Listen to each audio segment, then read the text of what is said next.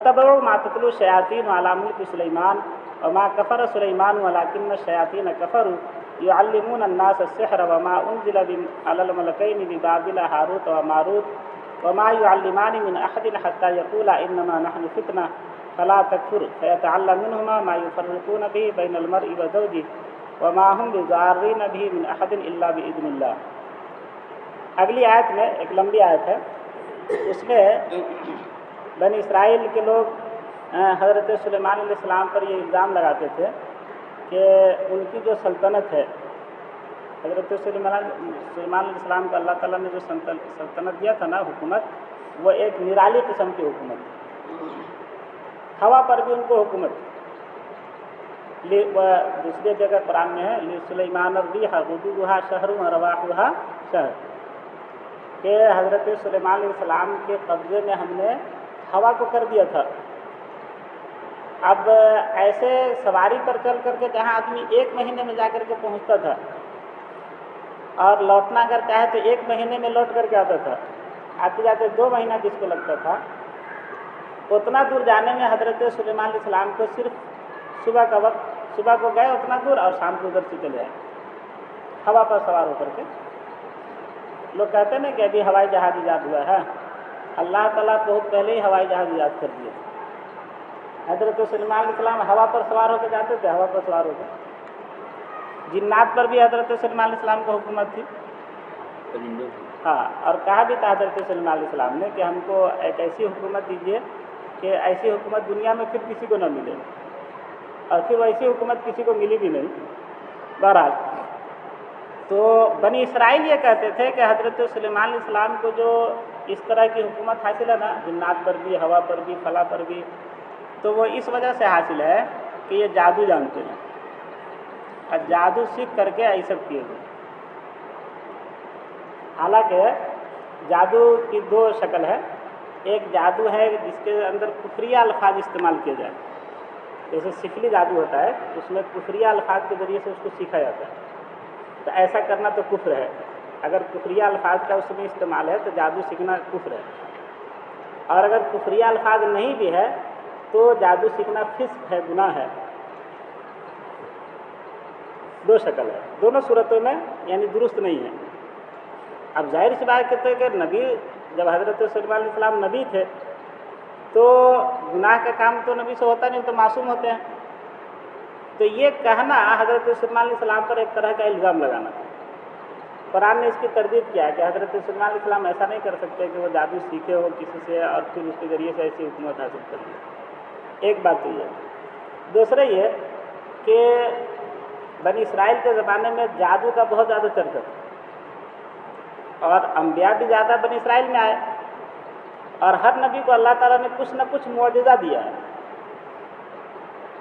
मुअजिज़ा की बात पहले भी आई थी। मुअजिज़ा कहते हैं कि नबी से, अल्लाह अपने नबी से कुछ ऐसा काम लेते हैं जो आम तौर पर न हो सके। जैसे हज़रत ईसा अलैहिस्सलाम की पैदाइश खुद मुअजिज़ा है, बगैर बाप के पैदा होना, ये क्या है? मुअजिज़ा। हज़रत ईसा अलैहिस्सलाम बिल्कुल बचपन में थे, हज़रत मरियम उठा करके लाई, 3-4 दिन के हैं और गोद में हज़रत मरियम को बोल रहे हैं वो, तो ये मुअजिज़ा है 3 दिन के बच्चे का बोलना। क़ाल इन्नी अब्दुल्लाह जालनी आतानियल किताब व जालनी नबिय्या। कुरान में दूसरी जगह अल्लाह ने हमको किताब दिया है, नबी बनाया है। तो ये 3 दिन की उम्र में हज़रत ईसा अलैहिस्सलाम बोल रहे हैं, यही मुअजिज़ा होता है।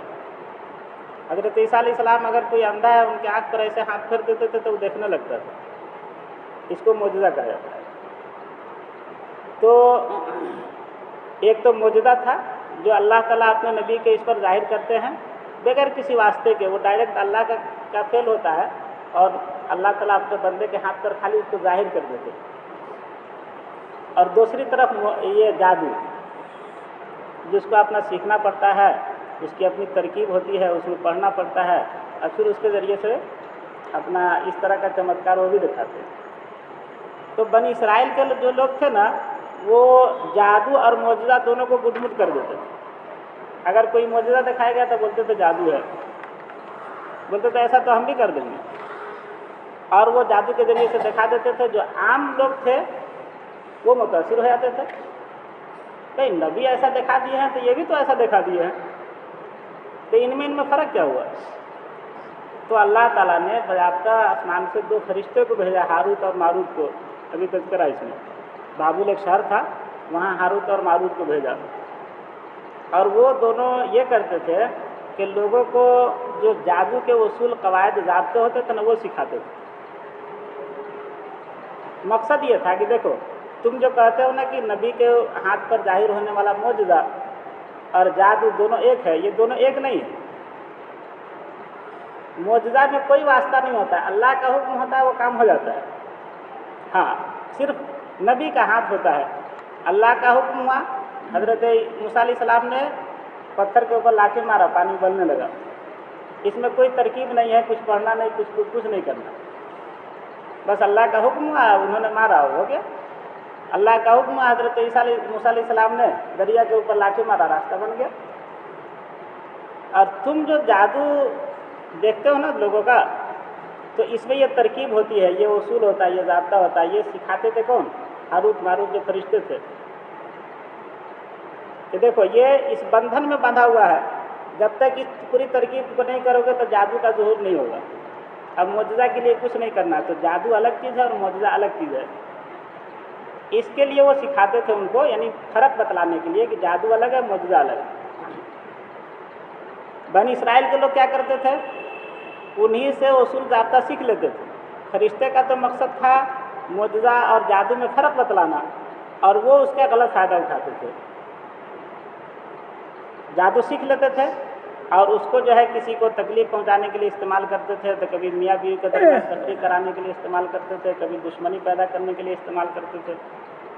तो फरिश्ते कहते थे कि देखो, हम जो तुमको सिखा रहे हैं ना, यानी मौजज़ा का उसूल, कानून, ज़ाब्ता बतला रहे हैं, ये जादू का, वो सिर्फ ये करने के लिए कि मौजज़ा और जादू में फ़र्क हो, ऐसा ना हो कि तुम इसका गलत इस्तेमाल करने लगोगे। और ये बात कहते थे फरिश्ते सिखाने के वक्त, लेकिन उसके बावजूद सीख करके और उसी का गलत इस्तेमाल करते थे बनी इसराइल। इस पूरी आयत में उसका तज़किरा है। वत्तबअू मा तत्लू शयातीन अला मुल्क सुलैमान, बनी इसराइल ने उन बातों की पैरवी किया जो शयातीन तिलावत करते थे, पढ़ते थे सुलेमान अलैहिस्सलाम के सल्तनत के ज़माने में। शयातीन से मुराद या तो जिन्नात शयातीन है या और इंसान शयातीन भी। इंसान शयातीन का मतलब ये है कि इंसान में भी कुछ लोग ऐसे होते हैं जो शैतान वाला काम करते हैं, तो उसको इंसान शयातीन से ताबीर किया गया। और जिन्नात में कुछ लोग ऐसे हो जो शैतानों वाला काम करे, तो उसको जिन्नात शयातीन कहा गया। तो वो जो जादू वगैरह का दूसरे को तकलीफ पहुंचाने वाला काम करते थे ना, इसकी पैरवी करते थे कौन? बनी इसराइल। वमा कफ़र सुलेमान, हज़रत सुलेमान अलैहिस्सलाम ने कुफ्र नहीं किया। मतलब ये है कि जादू या जादू का फ़न या जादू के अंदर जो खुफिया कलिमात होते हैं, ये हज़रत सुलेमान अलैहिस्सलाम ने कभी नहीं सीखा। तो नबी थे, अल्लाह की तरफ से उनको मिला हुआ था सब कुछ। लाकिन शयातीन कफ़रू, लेकिन शैतानों ने कुफ्र किया। उस ज़माने के जो खबीस लोग थे, जिन्नातों में से, इंसानों में से, उन लोगों ने इसको सीख करके और इसका कुफरिया कलमा का इस्तेमाल किया। युअल्लिमून अन्नास अस्सिहर, वो लोगों को जादू सिखाते थे। वमा उनज़िला अलल मलकैनि बिबाबिल हारूत और मारूत, और बाबुल शहर में हारूत और मारूत 2 फरिश्ते पर जो कुछ नाजिल किया गया, वो इस मकसद के लिए कि मुअज्ज़ा और जादू में फ़र्क बतलाए। वमा युअल्लिमानि मिन अहदिन, ये दोनों फरिश्ते किसी को नहीं सिखाते थे, हत्ता यक़ूला, यहाँ तक कि दोनों कह देते थे, इन्नमा नहनु फितना, सुन लो हम एक आजमाइश है। कहते थे कि देखो, अल्लाह की तरफ से एक आजमाइश भी है और हमको बतलाने के लिए भेजा गया है कि जादू और मुअज्ज़े में फ़र्क क्या है। ऐसा ना हो कि अगर तुम इसका गलत इस्तेमाल करोगे तो आजमाइश में पड़ जाओगे, अल्लाह की तरफ से फितने में पड़ जाओगे। फला तकफुर, तो तुम कुफ्र मत करो, यानी इसको सीख करके तुम इसका गलत इस्तेमाल मत करो। फ़यतअल्लमून मिनहुमा, तो लोग उन दोनों से सीख लेते थे, मा युफ़र्रिक़ून बिही बैनल मर्इ व ज़ौजी, ऐसा तरीक़ा जिसके ज़रिए से मियाँ बीवी के दरमियान तफ़रीक़ पैदा करते थे। यानी मियाँ बीवी के दरमियान जुदाई पैदा करने का क्या तरीक़ा हो सकता है जादू के ज़रिए से, इसको वो सीखा करते। इसमें तो अपना जादू का जो हुक्म है वही है। कुरान में जो यहाँ पर बयान किया, ख़ास तौर पर मियाँ बीवी के दरमियान तफ़रीक़ के मसले को,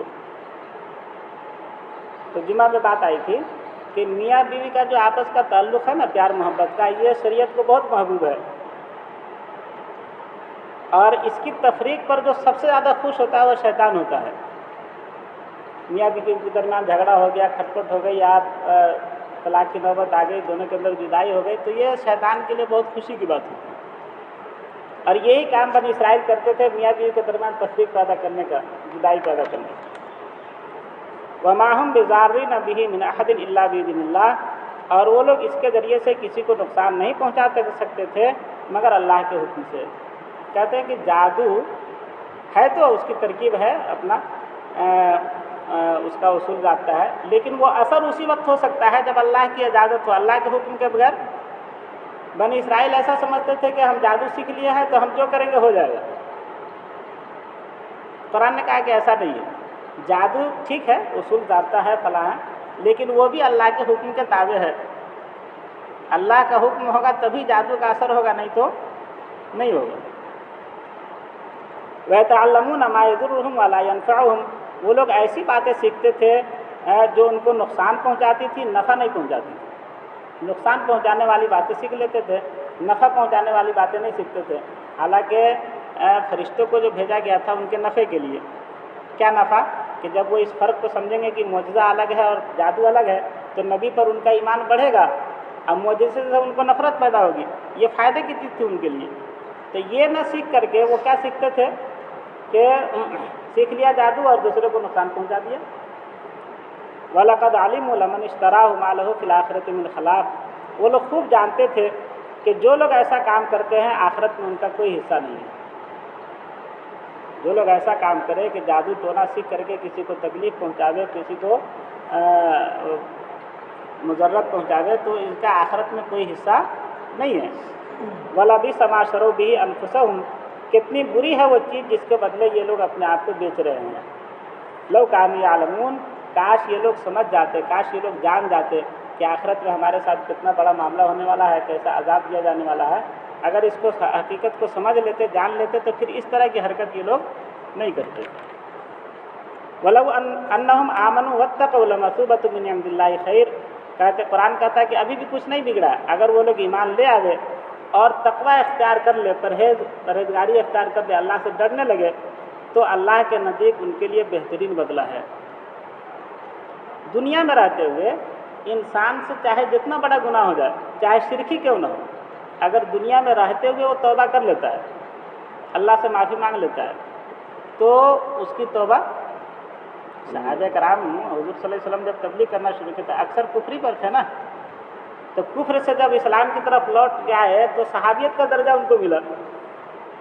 کیا مطلب ہوا؟ شرک سے بڑا تو کوئی گناہ نہیں ہے دنیا میں۔ شرک سے بھی اگر سچی توبہ کوئی آدمی کر لے تو اللہ تعالیٰ اس کو بھی معاف کر دیتے ہیں، اس کو بھی اللہ تعالیٰ آخرت میں اچھا بدلہ دیتے ہیں۔ اسی کو کہہ رہے ہیں کہ یہ لوگ اگرچہ بہت جرم کر رہے تھے، جو جادو یہ لوگ سیکھ رہے تھے کفریہ کلمات کے ذریعے، وہ کفر ہے، لیکن لو انہم آمنوا، اگر یہ لوگ ابھی بھی ایمان لے آوے، واتقوا، اور تقوی اختیار کرنے لگے، لمثوبۃ من عند اللہ خیر، تو ان کے لیے اللہ کے نزدیک اچھا بدلہ ہے۔ لو کانوا یعلمون، کاش یہ لوگ اس حقیقت کو سمجھتے، اس کو جانتے۔ اللہ تعالیٰ ہم لوگ کو دین کی